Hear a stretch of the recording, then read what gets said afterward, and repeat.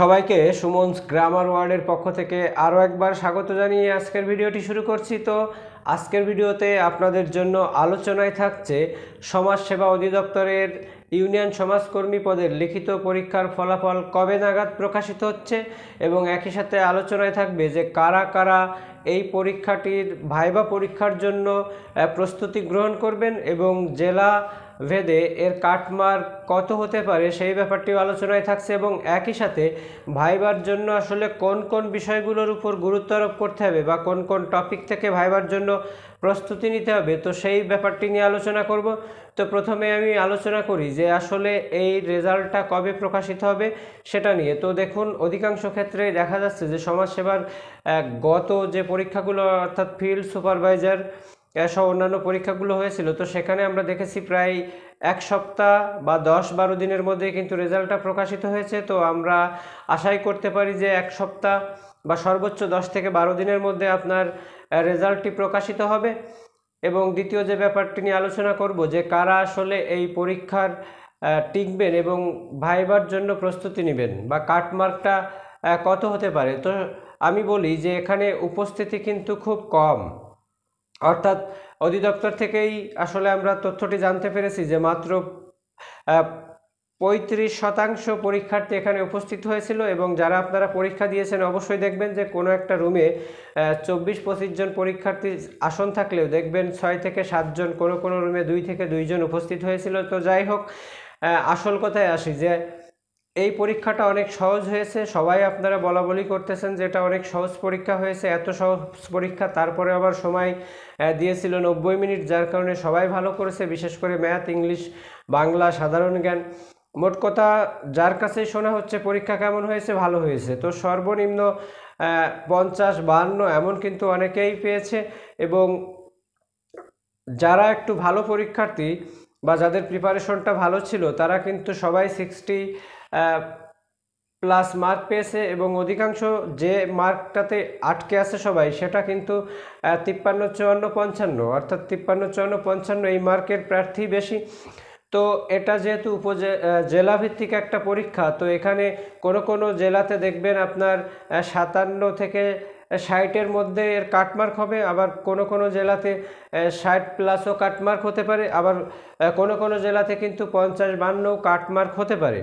তো অনেকে আপনারা বলে থাকেন সাধারণত এই যে শহর এলাকাগুলোতে কাটমার্ক সাধারণত বেশি হয়, তবে আমি বলবো আসলে এটা কিন্তু একটা ভুল কথা। শহর এলাকায় কাটমার্কটা আরও কম হয়। দেখবেন প্রকৃতপক্ষে শহরের বাসিন্দা যারা শহরগুলোতে বিশেষ করে দেখবেন এখানে কিন্তু সেই রকম ভালো যদি পরীক্ষার্থী বা শিক্ষার্থী থাকে তারা কিন্তু ডক্টর, ইঞ্জিনিয়ার বা অন্যান্য সাইড নির্বাচন করে। ব্যবসায়ীদের ছেলে মেয়ে হলে তো তারা পড়াশোনা যদি সেইভাবে না করে তো আগেই ব্যবসা বাণিজ্যে ঢুকে যায়। বিশেষ করে যারা গ্রামে থাকে, নিম্ন মধ্যবিত্ত বা মধ্যবিত্ত ফ্যামিলির লোকজনই কিন্তু শেষ পর্যন্ত চাকরির বাজারে টিকে থাকে, তাদের আর কোনো উপায় থাকে না। সেই জন্যই তো আমি বলবো আসলে শহর থেকে গ্রামেই কিন্তু কাটমার্কটা বেশি হবে, কারণ গ্রামের দিকেই দেখবেন অধিকাংশ পরীক্ষার্থী কিন্তু গ্রামের বাসিন্দা। তারা বাইরে যেয়ে পড়াশোনা করে এবং পড়াশুনো শেষ করে কিন্তু চাকরি না পর্যন্ত বিভিন্ন শহরে থেকে, মেসে থেকেই পড়াশোনাটা চালিয়ে যায়।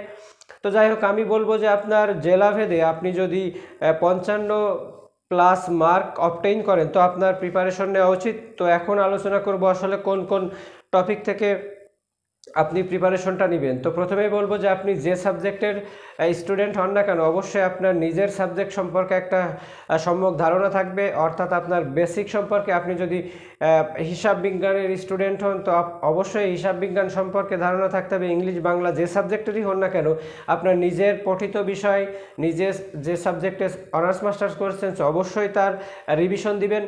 এবং সমাজ কল্যাণ মন্ত্রণালয় সম্পর্কে আপনার পড়তে হবে, অর্থাৎ এই সমাজ কল্যাণ মন্ত্রীকে, প্রতিমন্ত্রীকে, এর সচিবকে, এই সমাজ কল্যাণ মন্ত্রণালয়ের অধিদপ্তর কোনটি বা সমাজসেবা অধিদপ্তর কত সালে প্রতিষ্ঠিত হয়, বা সমাজসেবা অধিদপ্তরের প্রধান কাজগুলো কি, বা সমাজসেবা অধিদপ্তর কতগুলো অফিস নিয়ে কাজ করে সারা বাংলাদেশে, এবং একই সাথে বর্তমানে সমাজসেবা অধিদপ্তরের কতগুলো কার্যক্রম চলমান, অর্থাৎ সমাজসেবা অধিদপ্তর বা সমাজ কল্যাণ মন্ত্রণালয় সম্পর্কে আপনার কিন্তু খুঁটিনাটি জানতে হবে। আপনি যদি কোনো বইয়ে না পান তো অবশ্যই আপনার গুগল ক্রোমিতে সার্চ করবেন, অবশ্যই সমাজ কল্যাণ মন্ত্রণালয় এবং অধিদপ্তরের সমস্ত তথ্য আপনি সামনে পেয়ে যাবেন। এবং একই সাথে আপনি যে জেলার বাসিন্দা বা যে উপজেলার বাসিন্দা ওই এলাকা সম্পর্কে আপনার সব জানতে হবে, অর্থাৎ ওখানে যদি প্রত্নতাত্ত্বিক নিদর্শন থাকে সেগুলো জানবেন, কোনো বিখ্যাত কবি সাহিত্যিক লেখক থাকলে জানবেন,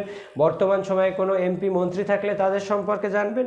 মোট কথা আপনার নিজের সম্পর্কে একটা সম্যক ধারণা রেখেই কিন্তু আপনাকে ভাইবার জন্য যেতে হবে। তো আমি আবারও বলছি, বিশেষ করে সমাজ সেবা অধিদপ্তর কত সালে প্রতিষ্ঠিত হয়েছিল, কত সালে কার্যক্রম শুরু করে, কতটি কার্যক্রম এখন চলমান, ধরুন এখন প্রায় 54টি কার্যক্রম চলমান এবং 1000-এর বেশি অফিস রয়েছে কিন্তু সারা বাংলাদেশে।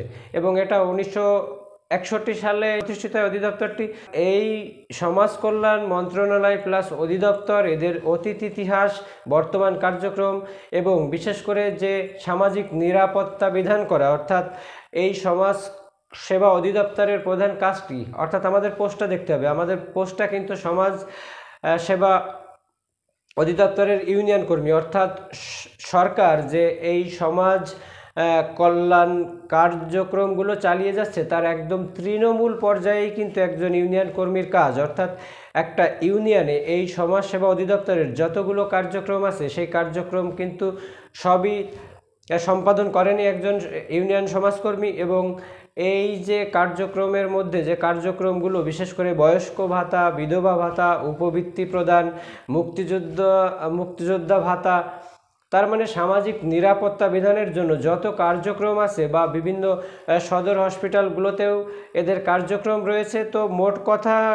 একজন ইউনিয়ন সমাজকর্মীর কার্যক্রমগুলো কি হয় সেই কার্যক্রমগুলো সম্পর্কে আপনার ধারণা থাকতে হবে। বিশেষ করে এমন প্রশ্ন আপনাকে ভাইবা বোর্ডে করতে পারে যে বয়স্ক ভাতা কত সালে বা কত অর্থ বছরে চালু হয়।